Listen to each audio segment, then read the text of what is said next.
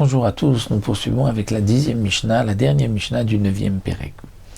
La Mishnah nous rapporte ici un cas toujours d'une maison qui s'écroule sur deux personnes. Cette fois-ci, Nafal Abayt Alav Al Imo, sur un homme et sur sa mère.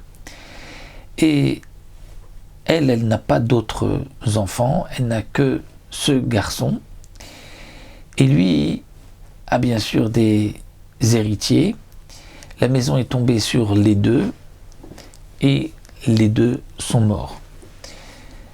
Les héritiers du garçon disent, c'est donc la mère qui est morte en premier. Donc son fils a hérité des biens de sa mère. Et donc eux qui sont les héritiers du garçon, du fils, vont prendre l'héritage de leur grand-mère. Mais les héritiers de la mère, de la femme, donc sa famille, on va dire son père, ses frères, vont dire non, le fils est mort en premier. Et nous allons hériter des biens de notre sœur, de notre fille. Pourquoi ? Parce que nous avons un principe, que un homme peut effectivement hériter des biens de sa mère, mais si lui décède avant sa mère, ses enfants à lui ne pourront pas hériter après son décès des biens de sa mère si elle décède après lui.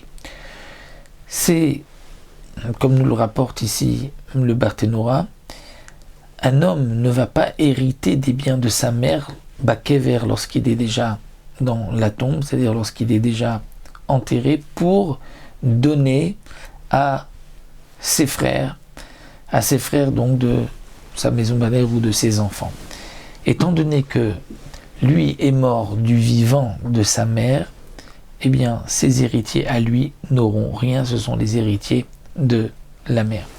Bien que dans tous les héritages que nous avons vus dans le début du 8e Pérec, il n'y a en vérité pas de différence si un est mort avant l'autre. Lorsque quelqu'un décède, l'héritage sera pour ses enfants. Si ses enfants sont déjà morts, ce sera pour ses petits-enfants. Mais il y a deux exceptions. Les deux exceptions, c'est un homme et sa femme et un homme et sa mère. Comme c'est rapporté dans le Tosfot Yom Tov, dans la première Mishnah du 8e Pérec, où il rapporte ici qu'un homme ne pourra pas hériter des biens de sa femme dans la tombe, c'est-à-dire pour laisser à ses enfants. Si lui est mort avant sa femme, lorsque sa femme décède, lui qui est dans la tombe n'héritera pas des biens pour les laisser à ses enfants à lui. De même ici, lorsqu'un homme hérite les biens de sa mère, c'est tant qu'il est vivant. Mais s'il est mort avant sa mère, il n'héritera pas des biens de sa mère, donc ses enfants à lui ne pourront pas prendre les biens, ce sont les héritiers de sa mère, donc son père à elle ou ses frères, ou donc sa maison paternelle. Donc dans ce cas-là, où nous avons la maison qui s'est écroulée sur lui et sur sa mère, on ne sait pas qui est mort le premier, alors Elou Veilou Modim Shiachloku, aussi bien Beth Shammai que Beth Hillel sont d'accord que on va partager, étant donné que les uns comme les autres viennent par le principe de l'héritage, il y a un doute, le doute ici va être partagé, on partage les biens en deux. Pourquoi dans la Mishnah précédente, précise le Barthénora, lorsque c'était lui et sa femme, eh bien on ne disait pas la même chose? C'est parce que là-bas il y avait différents biens, il y avait des biens que le mari détenait, des biens qui étaient dans la chazaka de la femme, mais ici tout se trouvait dans la chazaka de cette femme, qui elle était veuve, et aussi bien les enfants du fils que ses frères à elle viennent, Mikoach Yerusha, dire on vient hériter, donc on partagera. Amar Rabbi Akiva Monian Basé chez Nechasim Cheskatan. Rabbi Akiva dit non. Moi je suis d'accord que même pour Beth Hillel, eh bien les Nechassim resteront dans la chazaka de celui qui les détient, c'est-à-dire eh bien les héritiers de cette femme, ses héritiers à elle de sa maison paternelle.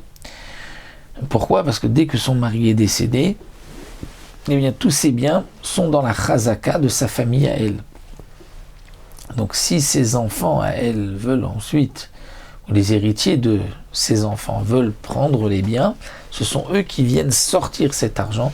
Donc on laisse l'argent dans la chazaka, donc pour les héritiers de sa famille à elle, c'est-à-dire de sa maison paternelle et non pas de ses enfants et de ses petits-enfants.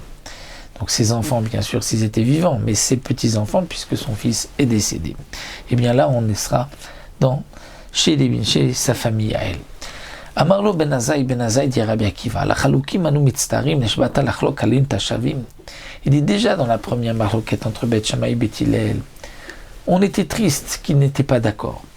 Et là, nous venons dire que les uns comme les autres sont d'accord qu'on partage. Et là, toi, tu viens et tu dis non, malgré tout, Beth Hillel est encore en marloquette et dit ça reste dans la chazaka. Donc déjà, là où ils étaient en marloquette, on était triste. Là où on dit maintenant qu'ils sont tous d'accord, toi, tu viens dire non, ils sont encore en marloquette. Donc, c'est ce que Ben Azai vient lui dire. Nous, on aurait préféré dire que dans ce cas-là, ils sont d'accord, comme l'a dit Tana Kama.